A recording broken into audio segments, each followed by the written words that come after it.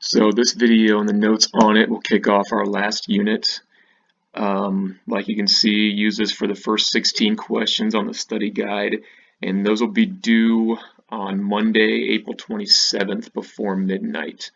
So we're picking up pretty much right where we left off in the unit before. We talked about Reagan, and we were also saying by the end of the 70s we had an identity crisis a little bit in the United States. And you can see here with this quote, he is trying to tell Americans, this is our new task. We got to figure out who we are, right? It's our moral will and our faith, right? We have forgotten what makes us Americans. And of course, he's going to have a very specific vision of what he thinks an American is and what he thinks an American should be, but it resonated in 1980. And it's something that, again, a lot of older and white Americans needed and wanted to hear. He brought them some security as they felt like society had changed so much in the previous 2 decades. So, the other thing he really does is change just what the Republican Party looks like, and it's really been this way ever since for the last now 40 years. All right, so before Reagan, right, really through the previous 50 years, the Republican Party had mostly been made up of white upper class people, and they had focused on economic issues. That has not gone anywhere. That has not changed, right? You can see tax cuts and all about the business side of things, right? Government stay out, laissez-faire, things that we've discussed before, especially going back to our 1920s unit, all right? But what Reagan and his advisors add to it, all right, from 1980 until today, again, this doesn't go anywhere. They're just adding to that. What they've been able to do is pull in tons, but by playing to people's Christianity, they have pulled in middle and working class people too, right? It wasn't just upper class. Now it is this, and this is also how they got the South, right, to really flip-flop from Democrat to Republican. And they did that through focusing on social issues, right? Some involving Christians, some just involving government staying out, some involving, just how much the government is involved in people's lives, all right? And so they just already took what was there and they added this to it. And this is, in a nutshell, what the Republican platform is today from an economic and social issue. Obviously, it's much wider than that, but Reagan is what really brought these two parts of it together. So you can see it still had its effect today. Now, here's the 1980 election broken down by county. The darker red the county is, the bigger win it was for Reagan, right? And so, what we're seeing here is this urban/rural split, right? Where you have the cities and the coasts, and basically where there's more populated areas have been voting Democrat. And the same thing has been on the flip-flop side where rural people are voting more Republican. That's how we've been split, and that trend has definitely continued along the way. All right, so it's not so much a state-by-state basis as in where is the population. So I know you see a lot more red, but in general, there's more people living in the blue areas. So it's much more even than it might look. So keep that in your mind when it comes to the year 2000. That'll be even more stark. All right, so Reagan's nickname a lot of times was the Gipper because Reagan was an actor, right, before he was actually president. Rock, someday when the team's up against it, breaks me, the boys. Ask us to go in there with all they've got. Win just one for the Gipper. That little clip is how we got the nickname the Gipper. It's from playing George Gipp, I believe is his name. Anyway, he was a player for Notre Dame back in the 1920s or 1930s, and that was probably the high point of Reagan's career as far as a movie career goes, was playing that. And so people had this in mind, and it really just stuck. And so that was his nickname. It kind of makes sense for an actor to get into politics, right? Going back to what we talked about with JFK in 1960, now that TV cameras are in front of you all the time, You have to be in front of them on debates. You got to be a good actor. You got to be a good speaker. It totally makes sense for an actor to get into politics, even though, sometimes that credibility is not always there politically right away. It can become that way. So the shift really starts happening in the 1950s. His acting career starts to flame out, and it's really his wife's idea to get into politics. The Reagans were married in 1952. Nancy, definitely convinced Ronnie, we are has-beens. Like, we're not gonna make it in Hollywood. You need to be more conservative. Ow. You okay? What'd you do? I stabbed my own eye out. How did you stab your eye out? What? Let's be famous, politically. Become the faces of conservatism. She was basically like his manager. You need to be the movie star that you are. Always smile and hold your head to a half 45-degree right angle. I think she, in her mind, ran her own studio and she had one player, and that was Ronald Reagan. Remember, business.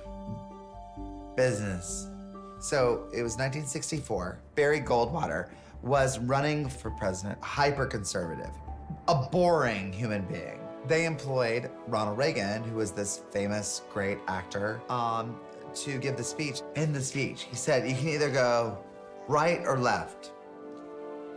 But that's not what it is. It's either up or down. And up, you can choose to be up towards individualism, or down in the depths of totalitarianism.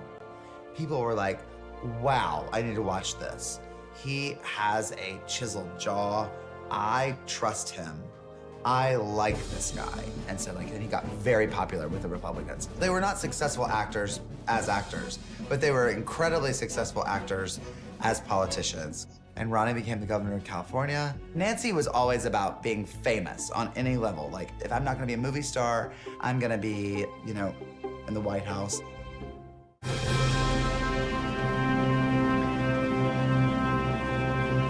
So don't underestimate Nancy's role in all of this. And he brought some charisma that was much needed to the Republican Party. Now, again, he started off as a Democrat, and then they totally move right on issues of business freedom, like it says. And so by the 60s, he really starts to gain some credibility within the Republican Party. Like it said, it became governor of California.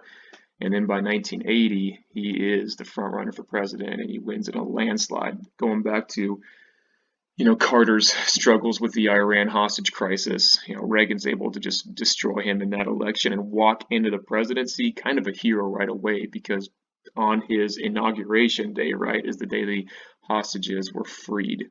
Pretty sweet gig for Reagan to walk into that. So, what does he bring into the table as far as president goes? There's going to be a couple big themes of his presidency. One is he's completely going to restructure tax laws and how our economy goes. All right. So not only did he win the presidency, but Republicans have this big swing in 1980 as well, and Congress is on his side. And so here's the big idea behind Reaganomics, all right? We're going to lower barriers for business, and we're going to basically produce like crazy. It is controlling the supply. In economics, you can either go the supply route or you can go the demand route. And there's all kinds of, analysis and experts saying that this is the way to go. No, this is the way to go. Again, economics is tricky, but really what Reaganomics is going to do is it's going to undo what the New Deal was. So going back to the Great Depression and all the things that FDR did is the opposite of that, right? FDR provided jobs for people through government. He said what's important is that they are working, right? If we're going to put money in the hands of people, we're controlling the demand. People need money, right? All the supply in the world doesn't do any good if people don't have money to go buy the supply stuff.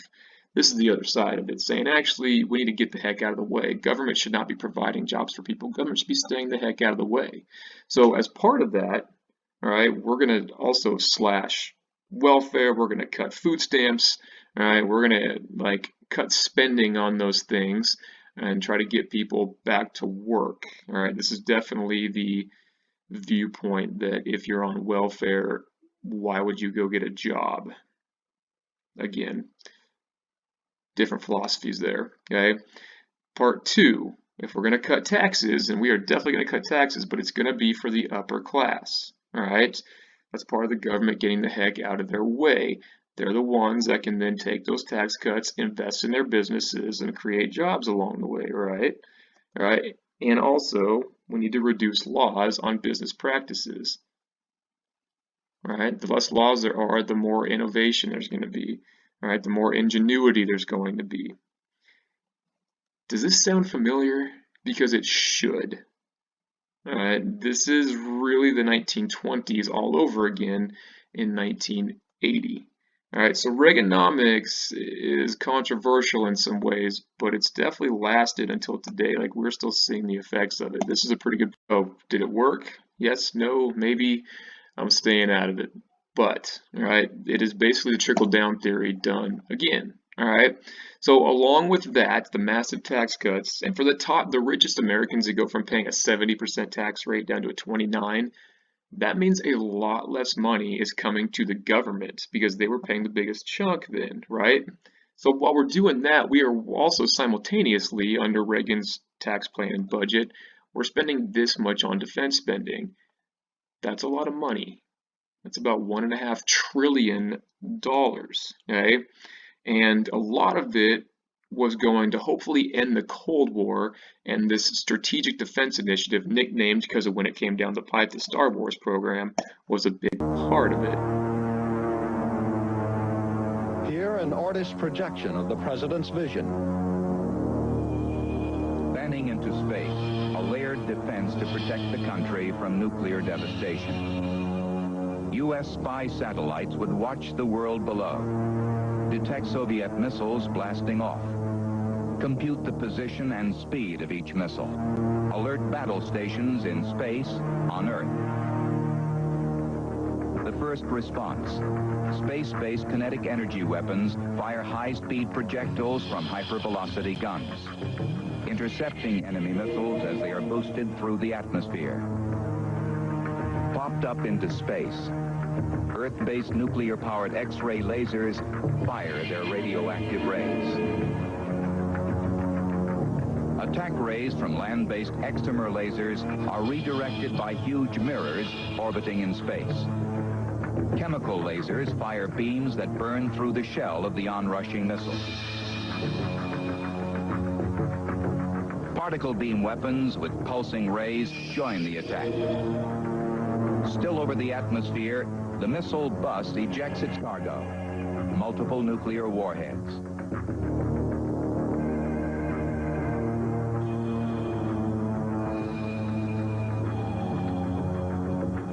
As the remaining Soviet missiles now arc towards the U.S., ground-based projectiles are volleyed into space. Their giant steel ribs shatter the enemy weapons. The final minute. The surviving warheads enter the atmosphere above the United States, are attacked by laser-equipped planes. Earth-based lasers and ABM rockets eliminate the last warheads.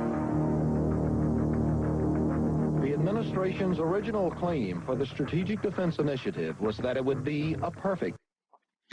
So you can see why it's called the Star Wars program. That's pretty cool. But it's also nonsense for the 1980s. Like, we can't do that now. So how would we have done it 40 years ago? But, okay, I'm not trying to make it sound dumb, because remember what Reagan's whole thing is here, right? He's also trying to tell Americans, hey, this is partly who we are, right? He's trying to give us a sense of identity, and by building up the military and by telling them, hey, we can actually stop Soviet missiles before they get here. It's like restoring that pride that we felt like we maybe lost in the 1970s. So this is all strategic, right? This is actually a good way to sell, right, this much money from Congress for defense spending, $1.5 trillion.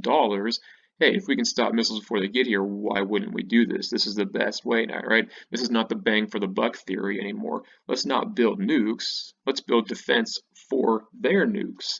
Hey, it was a way to sell it to the public. Now, we didn't actually get any of this. What we did end up getting was, stealth bombers and You know, some of the stuff that we still have today. I don't want to, you know, that 1.5 trillion did have some innovation within it, but nothing close to this, which, hey. Um, so, but think about what our last 2 or 3 slides put that together. If you're going to have tons of tax cuts, which means the government's going to be bringing in a ton less money, especially from the upper class, and you also have increased military spending to $1.5 trillion, right? That doesn't exactly have for a balanced budget, okay? And so one of the knocks about this is just that it started putting us into debt, all right? And so it's debt that we've never gotten out from under either, right? And so our debt right now is around 22 trillion-ish, I believe. It's a lot, right? Now, don't freak out. Most of that is actually owed back to the American people, all right? But at some point, we're going to have to start balancing our budgets, all right? The problem is, well, if you want to bring in more money, you're going to have to raise taxes. And how do you sell that to the public sometimes, all right? Or who do you raise taxes on? Or if you're going to cut spending, okay, great, what do you cut, okay? So it's tricky, but more about that next year in government. Stuff in the Middle East starts to become a bigger deal. I know we talked about Iran last unit. That continues to be an issue because they have oil and the Soviet Union is trying to creep in there and get oil from them as well, and we don't like that. And especially if they creep in and get oil, then what happens if communism also spreads to the Middle East? There's still that fear in the back of our heads about the domino theory. So Afghanistan comes on our radar for the first time, and also does Libya. Remember, it's the Cold War, right? Anybody that wants to fight the Soviets, we will take their help. And that includes the Taliban and Osama bin Laden in the 1980s. We send in the CIA, we train them, we fund them, we give them weapons to fight off the Soviets. All right, this is, you know, then 15, 20 years later in 2001, they're responsible for the September 11th attacks, which we'll get to towards the end of this unit. Okay, I know hindsight's 2020. I'm not saying this is just a stupid idea. What I'm saying is the Cold War makes us make tough decisions, right? Anybody that is the enemy of my enemy is by default my friend. And if the Taliban was anti the USSR, we're going to work with them. It's tough to know that 15 years later, they would attack us. Okay. Now, why they did that, it's going to be because of the Iraq War in 1990. But this is the problem in the Middle East. By fighting terrorism, are you creating more terrorists? It's a tough question. That's why I don't want to be president. So, but back to the Cold War and how the whole Cold War ends, because it's been a theme in our last like 3 units since 1945, right?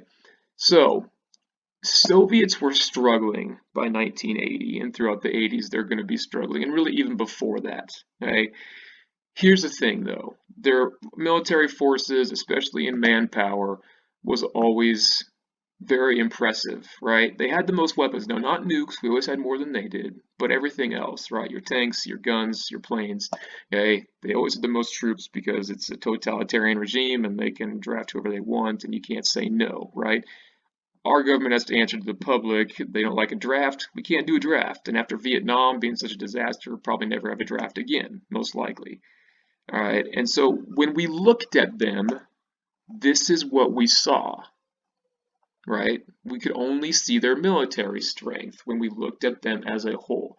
Their country's closed off. Their borders are closed off. They're not just letting Americans or our planes fly over their territory and spy on them and say, "Oh, how are they doing? Oh, not great." Blah blah blah. So we can only see what they wanted us to see, and they wanted us to see our military strength because again, the whole Cold War is a flex. So this is what we could see, but here is what we could not, right? Yeah, their military was impressive, but everything else was not, right? The years of poor leadership and communism just not really working like it should have, or the government taking everything and not really giving it out to the people had taken its toll on the people. Their economy is struggling. People are starving, right? We couldn't see this because they didn't want us to.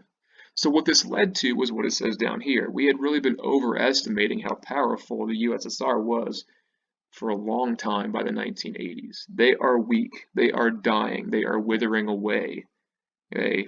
But we didn't know that. So what I'm saying is the Cold War was going to end in the 1980s, probably regardless of who was president, or if we made the Star Wars program, or if we spent that $1.5 trillion. Okay? But the good news for Reagan is he was president when the Cold War ended for the most part. Okay? Not on the actual date, but everyone could tell it was going to be done by the end of his presidency, and he got to take credit for that. It's kind of nice. All right? But this is really the situation in the Soviet Union. Okay? We couldn't see these things. So, this is Mikhail Gorbachev, right? He is going to be the first prime minister, I believe is a technical term, basically the first leader of the Soviet Union since the beginning of communism back in with Lenin in 1917. Basically, it took them like 70 years, okay? But he's going to be the first leader that actually cares more about the people and their well-being than about the sake of communism, right? Or about the Cold War. Okay, there's a guy here that cares about the Russian people. So kudos to him. Okay, they start signing the INF treaty. This is really the first sign that hey, we might be making progress. I know we talked about the SALT treaty last, unit, but people were a little bit cynical about that. It's like, oh great, we're not building any more nukes. Well, are we getting rid of any?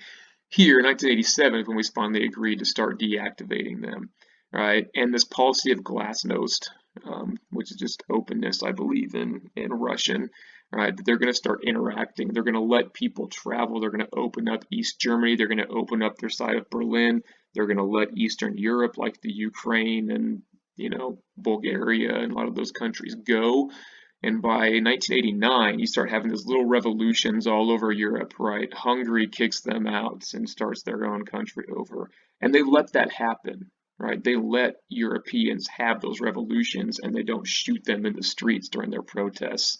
That was part of the openness, and this is all Gorbachev's decision. So again, good for him, right? He knew it was better to let communism die than to let his own people die. So took 70 years for them to get someone in power like that, but hey, they finally did it. All right. So Russia's going to flirt with democracy throughout the 90s, but then, by the early 2000s, Putin's back in there, and it's definitely a dictatorship again. It's not communist, but it's not great. But for about 15 years, they tried. They just have no history with democracy, and you can't just stick it in anywhere where the people don't have a culture for it. So, how do we end this whole thing? Well, let's look at Reagan, right? As kind of a good versus bad part. And again, you can make these arguments for any president, but Reagan in particular, at least for Republicans and for a lot of people, is held in pretty dang high esteem. You've got your Lincoln, you got your Roosevelt's, both Teddy and FDR, JFK gets a lot of run because he was assassinated. Obviously, Washington being the first president. I mean, there are presidents that have a bigger lasting impact than others, and Reagan is one.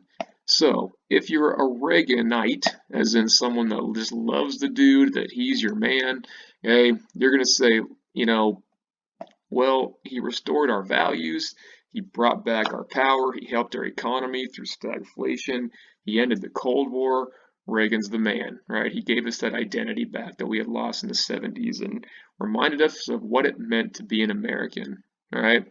If you're not a Reagan person, you're going to say, yeah, but the poor have been struggling ever since. And all the military spending, we've never recovered from the debt, right? And just there's a lasting legacy here involving money and involving people that feel left behind by the government that's never really recovered in the last 40 years. But either way, after Reagan, the Republican Party has an identity and they've never really gone away from that. He changed things for sure, all right? So, again, use this for 1 through 16 on your study guide, all right? And then maybe looking for the next section and keep taking care of yourselves.